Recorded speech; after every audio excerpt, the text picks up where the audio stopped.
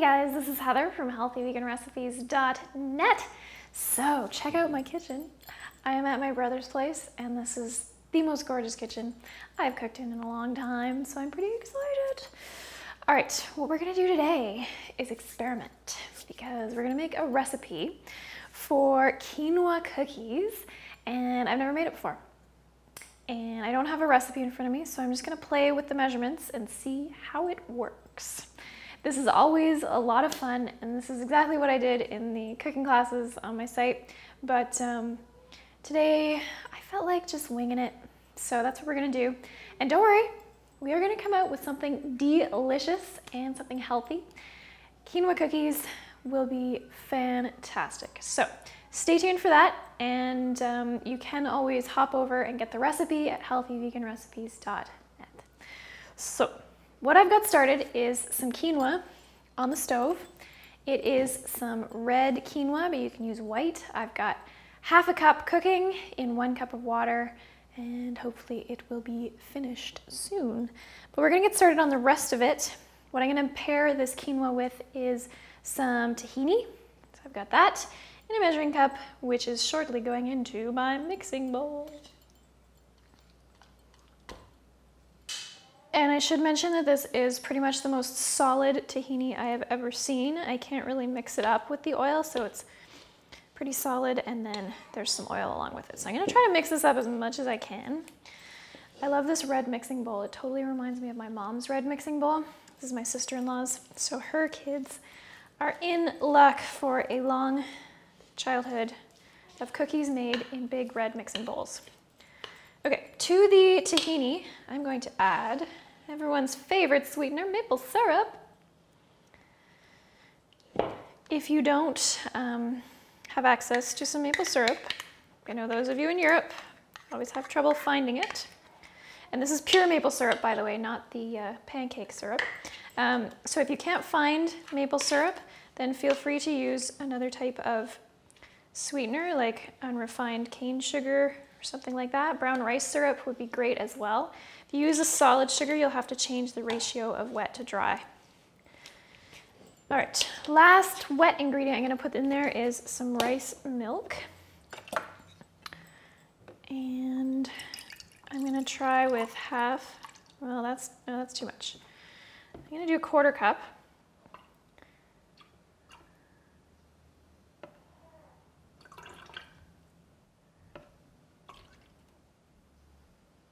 Go.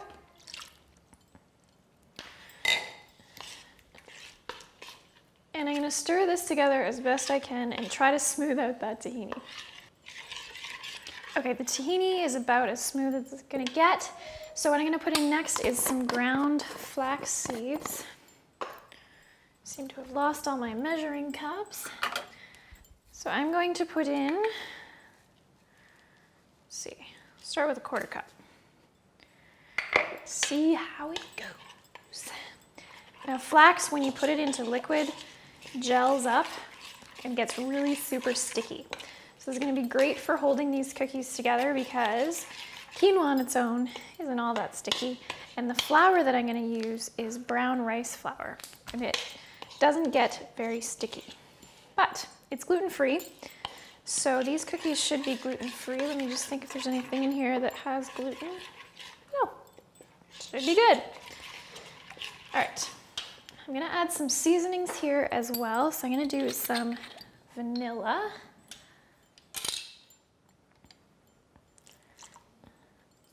Vanilla adds great flavor to cookies and makes things taste a little bit sweeter so that you don't have to use quite so much sugar. I'm gonna add some nutmeg,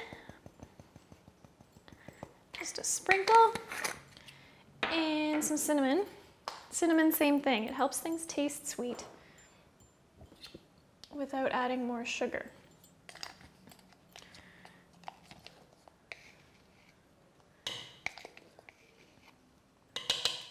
So that's a teaspoon there as well. And then just give that a stir. And a sprinkle of salt helps bring those flavors together. So give that a stir, and then we are ready for the quinoa, we just need to wait for it to finish cooking. It smells awesome with the cinnamon and the vanilla. Yum. You could also try adding some cocoa powder in here if you wanted to make them chocolate. I really considered that, but I couldn't find the cocoa, and my sister-in-law is busy with the baby, so didn't want to bug her. By the way, I will feed one of these cookies to my nephew later and see if they are kid approved, because lots of you asked me for kid-friendly recipes, and to be honest, I don't have kids, so I don't have anyone to test on. But, just dropped my lid for my flax in the batter. This is what happens when you talk while you cook. Okay, I'm gonna focus now. Focus. Okay, so there's my batter, nice and smooth. It looks kind of brown, which is just from the cinnamon and the maple syrup. There's no cocoa in there. I've got my quinoa cooked. And like I said, this is red quinoa, not white quinoa. Just gonna dump that in there. And the nice thing about using quinoa or any other cooked grain in a cookie is that it adds moisture and texture, so you don't have to use as much oil or fat. In this case, we're using tahini instead of oil. And it gives body to the cookie without always having to use flour, because flour is really dense and I find it hard to chew things properly when they're in flour form. So I always like using things like quinoa or rice or oats in my baked goods because I just find I digest them easier. Okay, so there's our nice wet batter. And this would actually make a really fantastic muffin recipe, except I feel like making cookies, so I'm gonna make them into cookies. And I'm gonna add some flour, and I'll measure it as I go, but I don't know yet how much I'm adding because it depends on how much I need. Like I said, I haven't made this recipe before, so it's all an experiment. At this point, you could get your oven preheating to be ready for your cookies. Brown rice flour is great because it doesn't get stiff like other flours, so it's not as big a deal if you have to add more after this. This is looking pretty good though. I might need another half cup.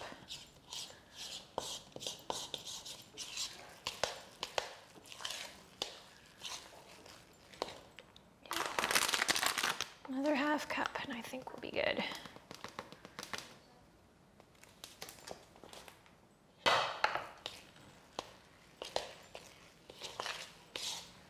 Now, when you're doing experimental recipes, it never hurts to give the batter a taste, because there's nothing worse than pulling out a fresh batch of cookies, tasting them, and not liking them. So these are not terribly sweet. I like them. And I know Phil would like them, but I'm making these for a nephew, and he is 3.5. What I'm gonna do is add some raisins.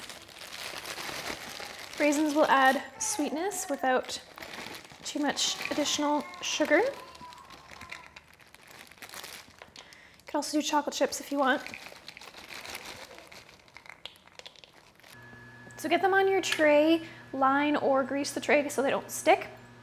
Low-fat cookies stick like crazy. And here's a tip that I picked up from my friend Dorina Burton. This half of the tray are just raisin cookies, and this half of the tray have chocolate chips in them. Two guesses which side of the tray is gonna go faster. So those are in the oven at 350, and I will let you know how long they take. Okay, so they're done. They took about 20 minutes, which is exactly what I was thinking. And texture-wise, they are a little bit muffiny, which is what I was expecting based on the batter. Quinoa is really soft when it cooks up, so yeah, they're a little bit of a soft cookie, but they taste awesome. Now, they're definitely Heather taste approved, but they are a little bit on the low side of the sweetness scale, so I'll let you know what my nephew thinks of them, and I'll post that with the recipe on healthyveganrecipes.net, so check it out and try these cookies. I hope you enjoy them.